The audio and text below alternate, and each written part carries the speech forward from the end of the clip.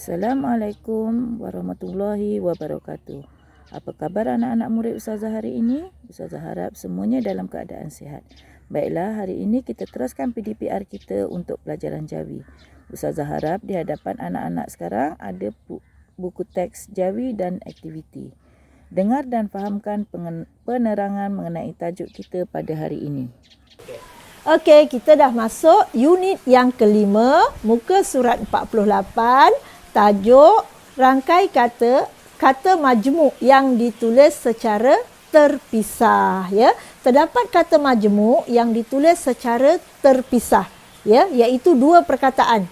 Misalnya macam sama rata, lipat ganda, lagi apa? Titik berat, latar belakang, tolak ansur, ya. Dua perkataan ini hendaklah ditulis secara terpisah. Ya, ini contoh cikgu bagi. Lipat ganda, tulis secara terpisah. Ambil alih, tulis secara terpisah. Tetapi kalau dia menerima imbuhan awalan, ya, dan akhiran, kita sebut imbuhan ini sebagai imbuhan apitan. Ya, dua perkataan yang ditulis secara terpisah menerima imbuhan awalan dan akhiran, iaitu imbuhan apitan, maka ejaannya hendaklah dirapatkan, dieja secara serangkai, ya, kalau menerima imbuhan.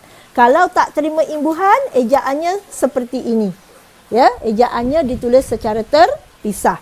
Baik, contohnya lipat ganda, dia menerima imbuhan me dan menerima imbuhan kan, ya.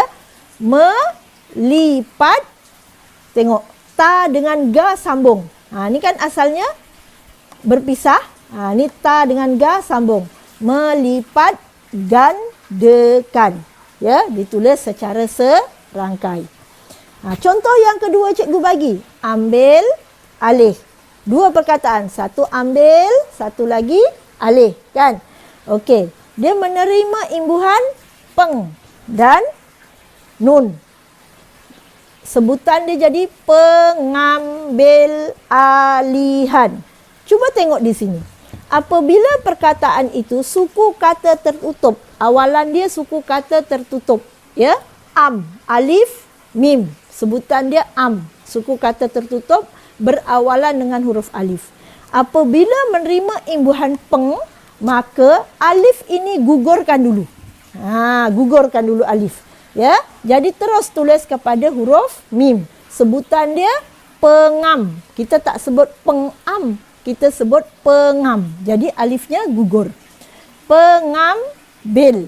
Tengok bel. Bel ni, lam ni ditulis secara serangkai dengan alif.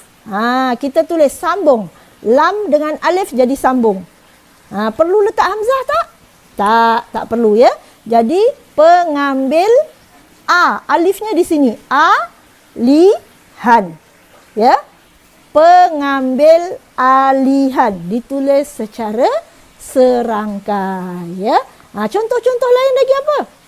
Katakan tambah baik.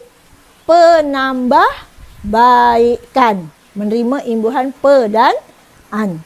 Tetapi jika tambah baik itu ditulis secara sendiri, maknanya dia tidak menerima imbuhan, hendaklah dieja secara terpisah. Hanya apabila dia menerima imbuhan apitan sahaja ditulis secara serangkai. Kata majmuk ada yang ditulis secara terpisah. Ya, contohnya ambil alih. Tadi cikgu dah terangkan, kan? Tetapi kalau dia menerima imbuhan apitan, hendaklah dieja secara serangkai. Menerima imbuhan apitan. Misalnya ambil alih. Kata majmuk ditulis secara terpisah. Bila menerima imbuhan apitan, pengambil alihan ditulis secara serangkai, ya. Baik. Tetapi apabila perkataan itu, ya, ditulis misalnya ni campur aduk, ya. Kata majmuk yang ditulis secara terpisah. Dia hanya menerima imbuhan awalan sahaja. campur aduk. Kaedahnya ditulis secara terpisah. Terima imbuhan awalan, bukan imbuhan apitan ya, imbuhan awalan saja bercampur aduk. Macam mana cara penulisan? Terpisah ke ditulis serangkai?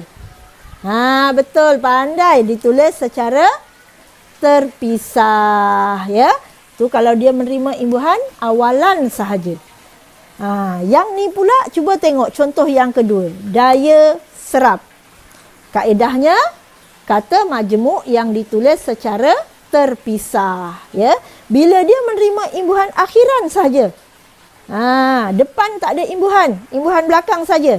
Daya serapan. Dieja kaedahnya macam mana? Pandai, dieja secara terpisah juga. Apa kaedahnya? Kata majmuk yang ditulis secara terpisah ni, dia boleh dieja dengan serangkai. Apa dia? Apabila dia menerima imbuhan awalan dan akhiran, iaitu imbuhan apitan. Selain daripada itu, bila dia menerima imbuhan awalan saja atau akhiran saja, hendaklah ditulis secara terpisah. Mendengar penerangan tadi, Ustazah harap murid-murid dapat memahami dan dapat membuat latihan dalam buku aktiviti muka surat 21, 22 dan 23. Sekian, wabillahi taufik wal hidayah. Wassalamualaikum warahmatullahi wabarakatuh.